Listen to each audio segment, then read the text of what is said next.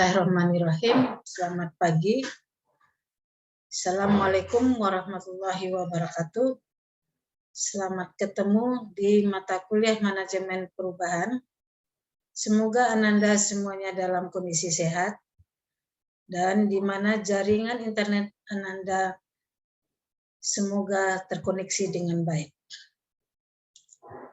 Untuk tatap muka pertama ini, Ibu akan menerangkan mengenai pengantar manajemen perubahan. Apakah pengertian dari perubahan? Pada hakikatnya, kehidupan manusia dan organisasi selalu bergerak dan diliputi oleh perubahan. Secara berkelanjutan, perubahan terjadi karena lingkungan internal dan eksternal. Faktor internal adalah faktor yang melandasi terjadinya suatu perubahan dari dalam diri masyarakat. Faktor internal itu sendiri meliputi bertambahnya dan berkurangnya penduduk, penemuan-penemuan baru, pertentangan masyarakat atau konflik sosial, terjadinya pembentukan dan revolusi. Sedangkan faktor eksternal adalah faktor yang melatar belakangi terjadinya perubahan. Perubahan sosial dari lingkungan sekitar masyarakat, misalnya lingkungan fisik yang ada di sekitar manusia, peperangan dan pengaruh kebudayaan masyarakat. Dalam hal ini, kehidupan bermasyarakat, perubahan sosial tidak dapat dihindari, serta bakal terus terjadi, dikarenakan manusia merupakan makhluk sosial, berada budi, dan selalu tidak puas dengan keadaan yang ada, sehingga melakukan perubahan. Di sini perubahan berarti bahwa kita harus mengubah dalam cara mengerjakan atau berpikir tentang sesuatu.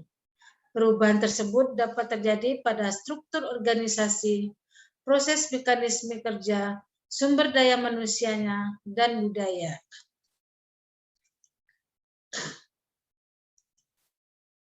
Untuk lebih memahami makna perubahan terjadi, beberapa karakteristik perubahan menurut Ghazali 2006 yaitu yang pertama bersifat misterius karena tidak mudah dipegang. Yang kedua, memerlukan tokoh terkenal dalam melakukan perubahan. Ketiga, tidak semua orang bisa diajak melihat perubahan itu sendiri. Perubahan yang terjadi setiap saat secara kontinu. Yang kelima, ada sisi lembut dan sisi keras dalam perubahan itu. Keenam, membutuhkan waktu, biaya, dan kekuatan. Yang ketujuh, dibutuhkan upaya khusus untuk menyentuh nilai dasar atau budaya korporat. Yang kedelapan, banyak diwarnai mitos. Kesembilan, perubahan menimbulkan ekspektasi yang dapat menimbulkan getaran emosi dan harapan. Dan yang 10, perubahan selalu menakutkan, yang menimbulkan kepanikan. Tujuan dari perubahan yaitu di satu sisi untuk memperbaiki kemampuan organisasi dalam menyesuaikan diri dengan perubahan lingkungan dan di sisi lain mengupayakan perubahan perilaku karyawan untuk meningkatkan produktivitasnya. Perubahan harus dilakukan secara hati-hati dengan mempertimbangkan berbagai hal agar manfaat yang ditimbulkan oleh perubahan harus lebih besar daripada beban kerugian yang harus ditanggung.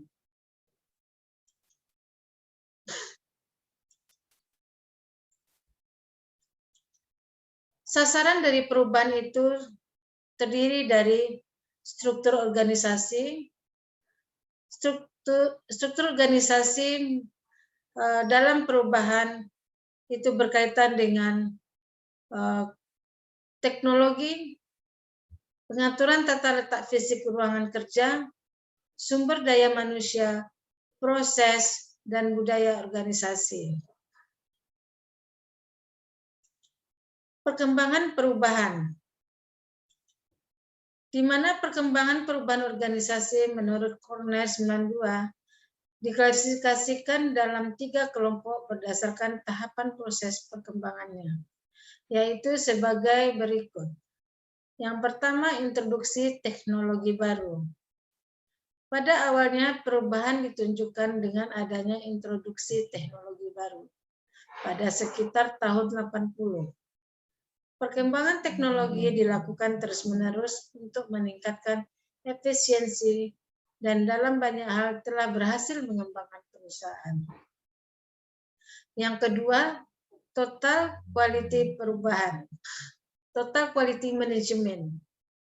Total quality management dikembangkan antara lain oleh Edward Deming yang merupakan usaha dalam secara kontinu melalui perubahan struktur, sistem, praktik, dan sikap untuk meningkatkan kepuasan pelanggan dan meningkatkan daya saing perusahaan. Total Quality Management merupakan keberhasilan perusahaan-perusahaan Jepang, tetapi pada perusahaan Barat tidak menunjukkan keberlanjutan. Yang ketiga, Business Process Engineering. Business Process Engineering merupakan bagian dari Total Quality Management yang menjalankan perubahan secara radikal, dramatis, dan fundamental.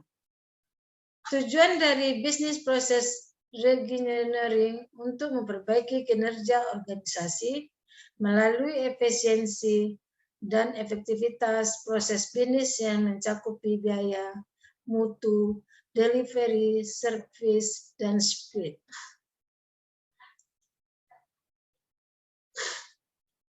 Jenis-jenis dalam perubahan yaitu perubahan terencana dan tidak terencana. Perubahan dapat terjadi pada kegiatan yang bersifat rutin dan kontinu, terutama pada kegiatan yang sifatnya strategik dan tidak berulang-ulang. Perubahan terencana adalah aktivitas perubahan yang disengaja atau direncanakan dan berorientasi pada tujuan. Sedangkan perubahan tidak terencana merupakan pergeseran aktivitas organisasional karena adanya kekuatan eksternal yang berada di luar kontrol organisasi. Perubahan inkremental dan fundamental.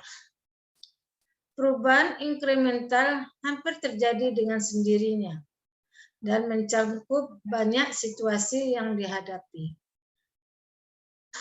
termasuk di dalamnya metode dan proses kerja, tata letak, produk baru, dan situasi lainnya, di mana orang melihat kelanjutan dan keadaan lama menuju pada keadaan yang baru.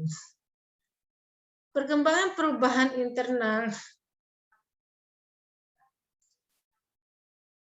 Perubahan internal mental terjadi melalui revolusi, tetapi perubahan tersebut tidak berarti mudah untuk dilaksanakan atau tidak akan menghadapi resistensi. Sifat perubahan inkremental dipengaruhi hubungan antara tingkat urgensi dengan resistensinya. Perubahan fundamental merupakan perubahan strategik, visioner, dan transformasional. Perubahan ini biasanya besar secara dramatis, mempengaruhi operasi masa depan organisasi.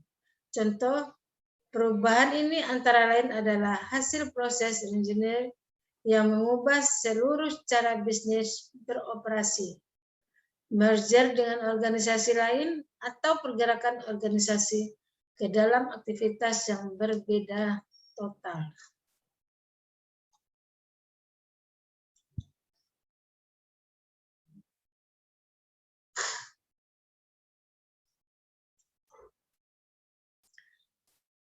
Temperatur radical change. Menurut Meyerson, memperkenalkan temperatur radical change, ia berpendapat bahwa strategi perubahan merupakan suatu kontinu dari sifatnya sangat pribadi sampai pada saat umum.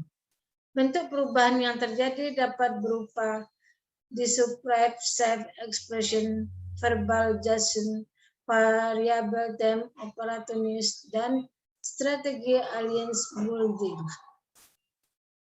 Descriptive self-expression merupakan ekspresi diri yang ditujukan secara pelan-pelan, namun dapat mempengaruhi orang lain. Kadang-kadang dilakukan secara sederhana, namun dapat mempengaruhi orang lain. Kadang dilakukan secara sederhana, namun secara perlahan mengubah iklim kerja. Verbal judgment merupakan upaya pembelajaran diri sendiri, lisan untuk mengarahkan perubahan situasi. Orang yang dapat beraksi atas pernyataan yang tidak diinginkan dan mengalihkan terjadinya peluang untuk perubahan yang diharapkan akan diperhatikan oleh orang lain. Sementara variabel term opportunity merupakan upaya untuk mengubah sesuatu yang sudah menjadi kebiasaan sejak lama dan secara kreatif membuka peluang baru. Bila diberikan kesempatan kepada bawahan menyampaikan presentasi di hadapan pimpinan, yang biasanya selalu harus dilakukan sendiri, yang merupakan penyimpangan dari kebiasaan. Strategi audience building merupakan perubahan yang dilakukan dengan membangun kerjasama dengan orang lain untuk mendapatkan legitimasi, akses sumber daya, dan kontrak. Bentuk teknis serta dukungan emosional. Sementara yang keempat, perubahan struktural dan silikal.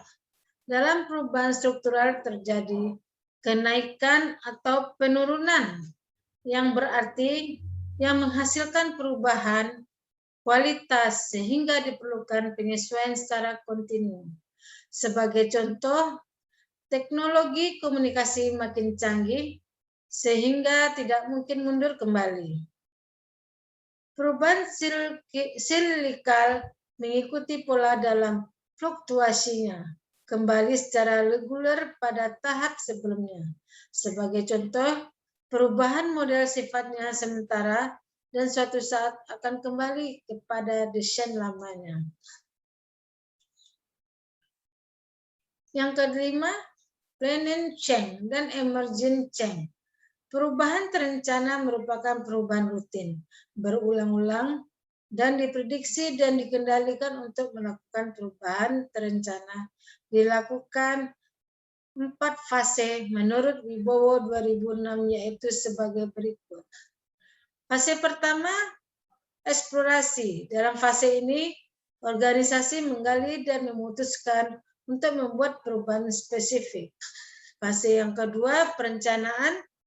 Proses perencanaan menyangkut mengumpulkan informasi untuk mendiagnosis, misalnya menentukan tujuan perubahan dan mendesain tindakan yang tepat untuk mencapai tujuan, dan membujuk pengambil keputusan mencapai tujuan serta mendukung perubahan.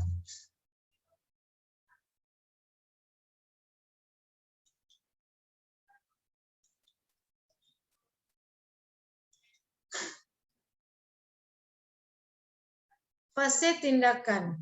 Implementasi perubahan menyangkut desain untuk menggerakkan organisasi menuju perubahan, menciptakan pengaturan dalam mengelola proses perubahan dan mendapat dukungan pelaksanaannya, mengevaluasi implementasi dan umpan balik untuk menyesuaikan serta perbaikan. Fase keempat, integrasi. Tahapan ini berkaitan dengan konsolidasi dan stabilisasi perubahan. Emergent approach merupakan perubahan dengan pendekatan darurat, memberikan arahan dengan melakukan 5 gambaran organisasi yang dapat mengembangkan keberhasilan perubahan WIBO 2006, yaitu sebagai berikut. Struktur organisasi. Perubahan struktur organisasi menuju pada organisasi hierarki latar dengan lebih banyaknya delegasi. Yang kedua, budaya organisasi. Budaya organisasi mencerminkan perilaku, sikap, dan pola pikir karyawan dalam bekerja. Yang ketiga, organisasi pembelajaran. Pembelajaran memainkan peran kunci dalam menyiapkan orang melakukan perubahan atau menolak perubahan. Yang keempat, perilaku manajerial. Dalam perubahan darurat memerlukan perubahan radikal dalam perilaku manajer. Yang kelima, kekuatan dalam politik. Meskipun advokasi terhadap perubahan darurat cenderung melihat kekuatan dan politik dari perspektif yang berbeda. Mereka semua mengenal arti pentingnya perubahan yang harus dikelola agar perubahan menjadi efektif. Tipologi perubahan.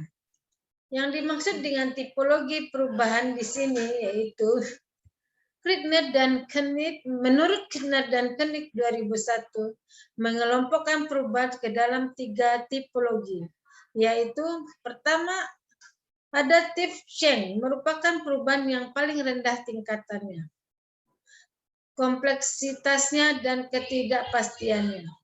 Yang kedua, innovative change memperkenalkan praktik baru dalam organisasi. Perubahan ini berada di tengah kontinu diukur dari kompleksitas, biaya, dan ketidakpastiannya. Dan yang ketiga, radikal inovatif. Radikal inovatif change merupakan jenis perubahan yang paling sulit dilaksanakan, cenderung paling menakutkan bagi manajer untuk melaksanakan karena memberikan dampak kuat pada keamanan kerja karyawannya.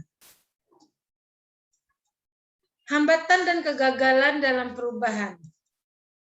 Di mana hambatan perubahan terdiri dari demografis, persepsi terhadap revolusi informasi, lingkungan, dan sosial. Hambatan perubahan dipengaruhi oleh 3 komponen. Kegagal perubahan menurut Hassi 2000 ada 10 penyebab kegagalan dalam melaksanakan perubahan, yaitu sebagai berikut. Implementasi memerlukan waktu lebih lama daripada direncanakan.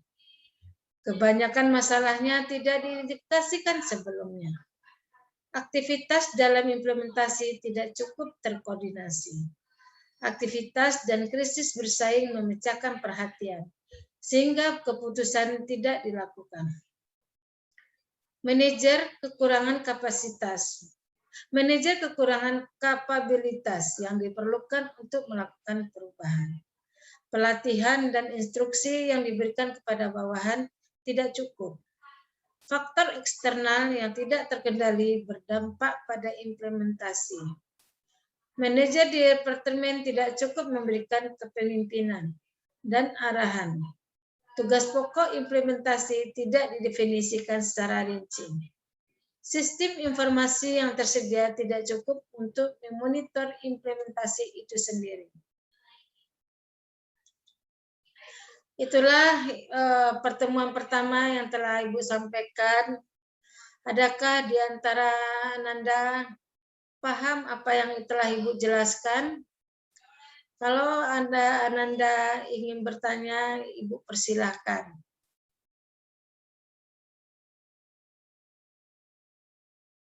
Kalau tidak ada yang bertanya, kita cukupkan. Sekian dan sampai ketemu di minggu selanjutnya.